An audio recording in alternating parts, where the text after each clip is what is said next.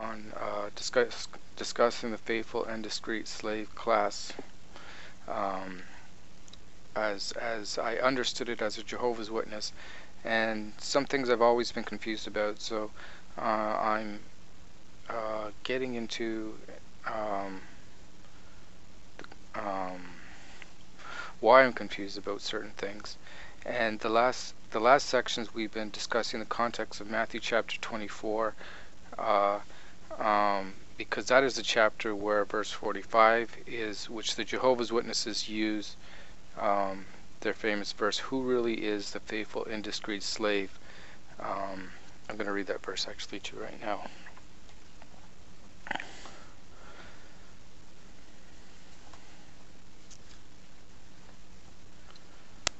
Verse 45. Jesus says, "Who really is the faithful and discreet slave whom his master appointed over his domestics to give them their food at the proper time? Happy is that slave if his master on arriving finds him doing so. Truly I say to you, he will appoint him over all his belongings." And again, Jehovah's Witnesses believe that the faithful and discreet slave, they insert the word class. So it really takes away from the individual sense of an individual faithful and discreet slave and puts it into a group. They say it's a class,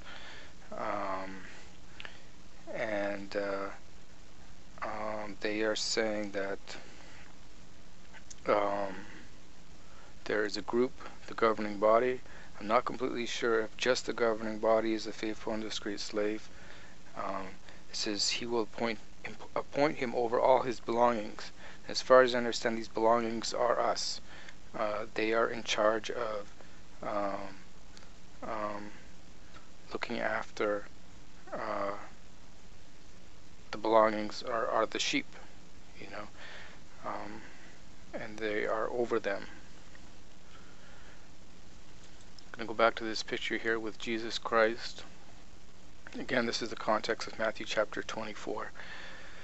So this is 3 days before Christ is going to be killed. Nisan 11. And then a few days after that, Christ is going to be resurrected and appear to his disciples. So his disciples are asking him about the conclusion of the system of things. And as I was discussing before, was it a two-part question they were asking, and was it a two-part answer Jesus was giving? It was definitely a two-part answer Jesus was giving, but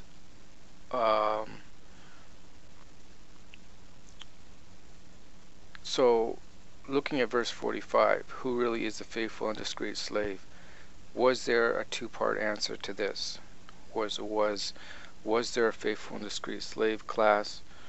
I keep using the word class. And is there a faithful and discreet slave class in our generation?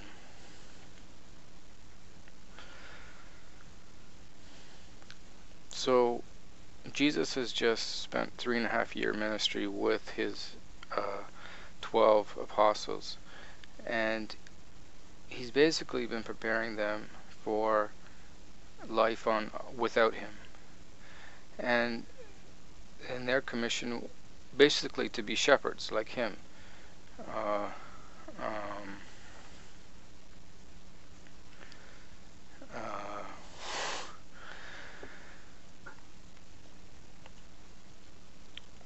When Jesus chose his apostles, they gave up their life. They sacrificed everything they had to come be his follower.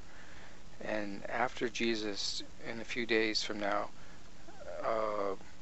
5 or 6 days, he appears to Peter, the last chapter of John. And I read this to you, my first section on the other sheep, where going to get up to the last chapter in John.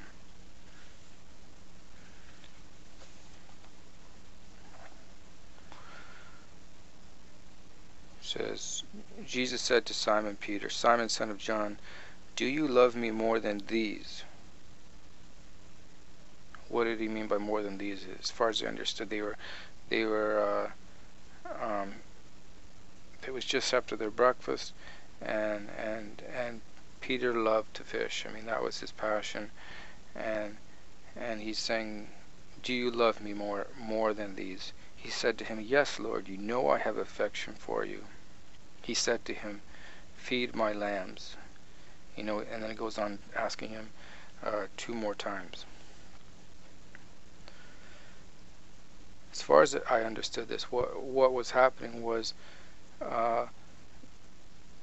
this is before Jesus ascends to heaven. He's just been killed. He's come back. He's appearing to Peter, and he's saying, feed my little sheep. So he's basically saying in Matthew 24 verse 45, who really is the faithful and discreet slave whom his master appointed over his domestics to give them their food at the proper time? Feed my little sheep. Basically, what I understood when I read this is looking at this picture, he's saying who is going to prove faithful to their assignment. Their assignment as shepherds, as preachers, to feed his little sheep, to help others get free from Jerusalem, find salvation, to preach the resurrected Christ. He's saying, Peter, do you love me more than these fish? Like, are you gonna be true to your assignment? Are you gonna go back to fishing, or are you gonna get out there and preach and feed my little sheep? Are you going to be a faithful slave? And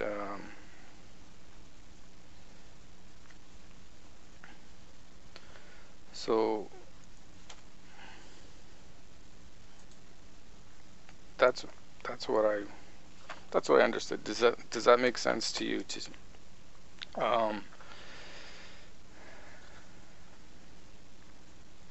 going to look at this word slave, faithful, undiscreet slave. It's kind of a strange heading.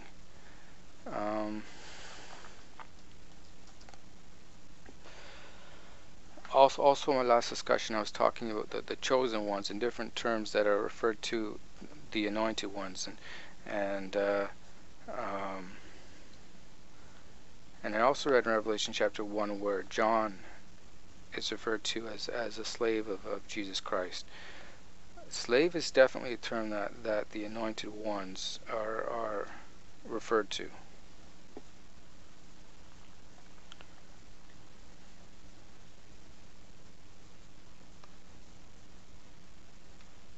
Definition of slave: a person who is the property of another. Slaves used to be bought and sold like cattle. A person who is the property of another. When I read this, I thought of instantly, I was thinking about the sacrifice of Christ Jesus. He bought us with the blood of his sacrifice. We have been repurchased.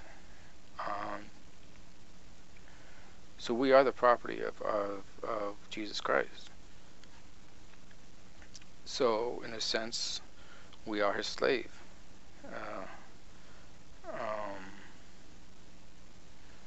Though the worldly idea of a slave is usually slaves are mistreated and abused, so it has a very negative implication. But slave doesn't have to be such a demeaning word, but in reality we are slave of Jesus Christ. So not just the anointed are slaves of Christ. Everybody who's who's been purchased with his blood are his property. It also made me think of the Israelites. The Israelites were slaves in Egypt, and the Passover on Nisan 14, where the Passover was instituted, was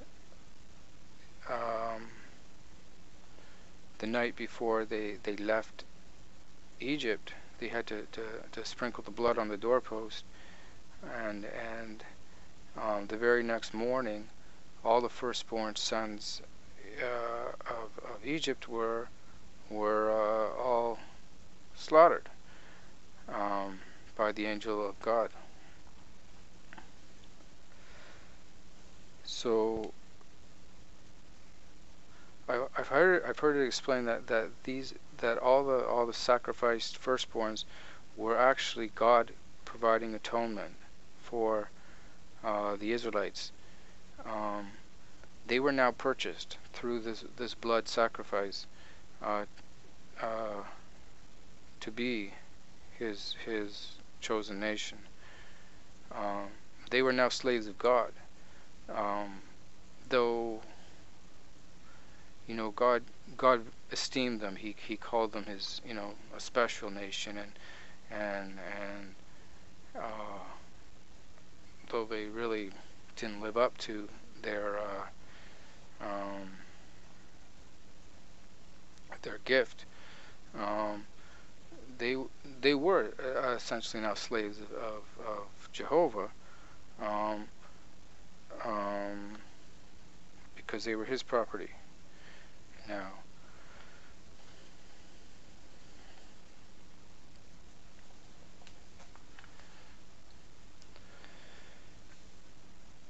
So, verse 45, who really is the faithful and discreet slave whom his master appointed over his domestics to give them their food at the proper time?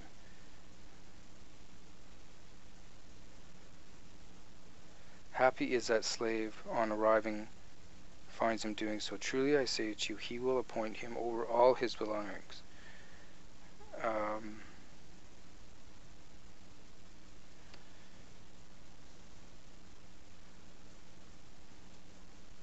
But if ever that evil slave should say in his heart, my master is delaying, and should start to beat his fellow slaves, and should eat and drink with the confirmed drunkards, the master of that slave will come on a day that he does not expect, and in an hour that he does not know, and will punish him with the greatest severity, and he will assign him his part with the hypocrites.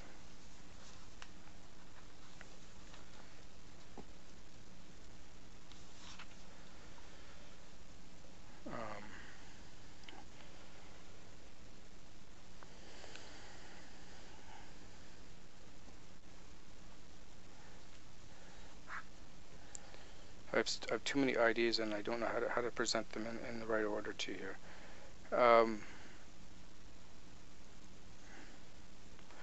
Jehovah's Witnesses believe in 1914 that Christ made his return. And when he made his return, Jehovah's Witnesses said that the only organization that was providing food was Jehovah's Witnesses with the Watchtower magazine. So they proved to be the faithful and discreet slave. But what's confusing is that Charles Taze Russel pretty much was, as far as I understood, he was writing everything. He was, it was quite literally faithful and discreet slave in a singular sense. There was no governing body that was collaborating on the material. Do Jehovah's Witnesses believe that Charles Taze Russel was the faithful and discreet slave? I am confused about that, because they put the word class in there. And when it says, truly I say to you, he will appoint him over all his belongings, that's another thing that I don't understand, is because after Charles Taze Russel came, I mean, after Charles Taze Russel in 1914, how was he appointed over all the belongings? His role in ministry uh, didn't really change at all. Um, I mean, Charles Taze Russell was writing the Watchtower and all his books for like 40 years before 1914. So how was he appointed over all his belongings?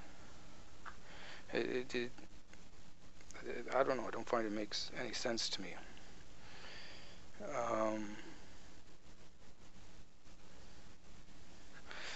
Here's another concept that really baffles me. So, Christ is asking the question, who's gonna be faithful, and when he arrives, happy. Here's another thing I got. The footnotes. It says, happy is that slave if his master on arriving, and if you look at the footnote, it literally means having come. Right? Remember we're talking about coming and presence, and how most churches think of the word come. They're waiting for Christ's second coming, right? But Jehovah's Witnesses take it as an invisible presence. There's three returns of Christ that are mentioned in Matthew 24. There is his return in the sense of destroying Jerusalem, where he, I could be wrong on this, correct me if I'm wrong, please, somebody. He returned to destroy the Jewish system, like with Jerusalem. Second, Jehovah's Witnesses say Christ returned in 1914, right? Which is kind of strange because Christ has always been in heaven. So how does he return? And then there's a third return or coming, which most churches are just refer to, is when Christ will act in judgment, Armageddon, and give, settle an account with everybody. When I read, when talking about coming, when the Lord is coming at an hour that you do not know, I mean, 1914 is something they predicted as a date. The Bible says you're not supposed to know the return of Christ, right? The final return of Christ, and verse 50 specifically says, the master of that slave will come on a day that he does not expect, and in an hour that he does not know. I mean, Jehovah's Witnesses were expecting Christ. I mean, they were wrong like 3 or 4 times, but they were in anticipation. Verse 36 also, concerning that day and hour, nobody knows, neither the angels of the heavens nor the Son, only the Father, right? So, I mean, it says Christ doesn't even know.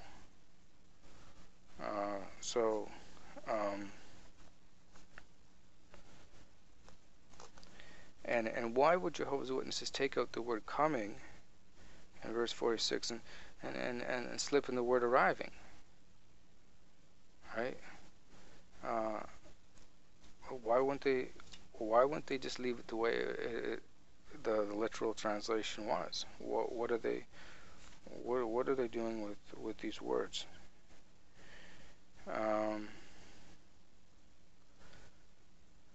So the other point that I was trying to make, verse 46. Well, happy is that slave if his master on arriving / coming finds him doing so. Truly I say to you, he will appoint him over all his belongings. So there is a reward, right?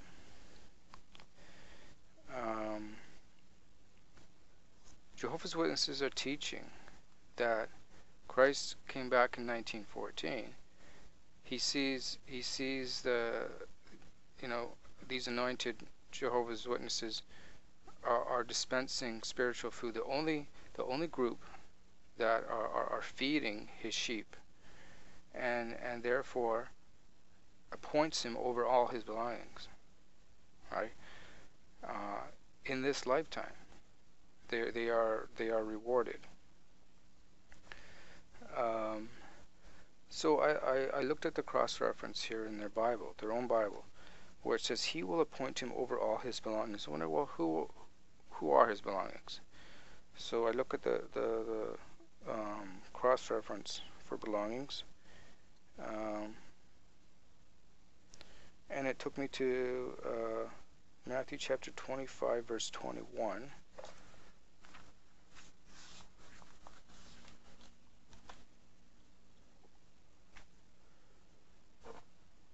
And this is the illustration of the talents, where some were faithful. This is very interesting because it uses the word faithful slave. I'll read it to you again. His master said to him, "Well done, good and faithful slave." Right? We could say faithful and discreet slave, right?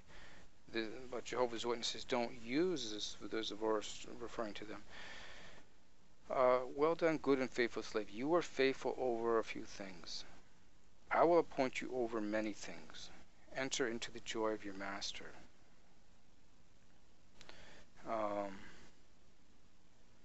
Verse 23, his master said to him, "Well done, good and faithful slave. Enter into the joy of your master." And then, what does it mean to enter into the joy of your master? Which is, it's a very similar expression. You'll be happy. You'll be appointed over all his belongings. So I'm curious, what does it mean by this? So there's another footnote after joy, and it takes to Hebrews 12 and 2.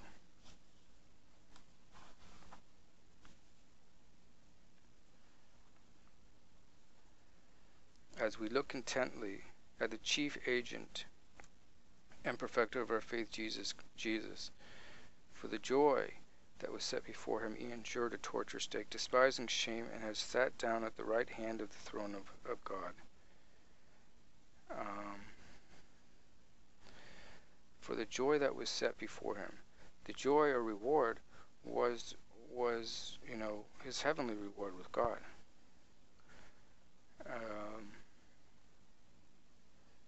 He endured a torture stake and he sat down. So the joy of your master, it seemed quite obvious when I'm reading this, is their heavenly reward. To enter into the joy of your master is to be co-rulers with Christ. You think about Jesus' illustrations with the bride and the bridegroom. There's the foolish virgins. The anointed are symbolizing the bride of Christ. The joy of the master was to be in a marriage union with Christ. So when I read verse 45 to 47, it seemed obvious when it says, "Truly happy is that master on his arriving finds him doing so. Truly I say to you, he will appoint him over all his belongings." All right. So this is coming at an hour he does not know, which has to be the end of the world, and Christ is settling accounts. Then, did they use the talents that he gave them? Were they faithful to their assignment? Were they faithful and discreet slaves? And if you are, you get to enter into the joy of your master. You get your heavenly reward. Right? It seems so obvious.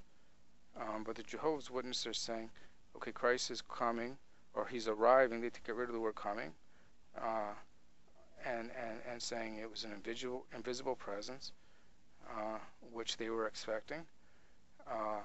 Charles Taze Russel was the individual faithful and discreet slave at that time.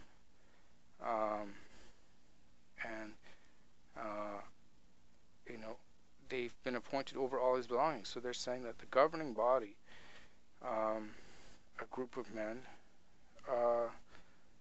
have been appointed over looking after these sheep. I find their application of this verse, I find it very confusing. How they piece it together.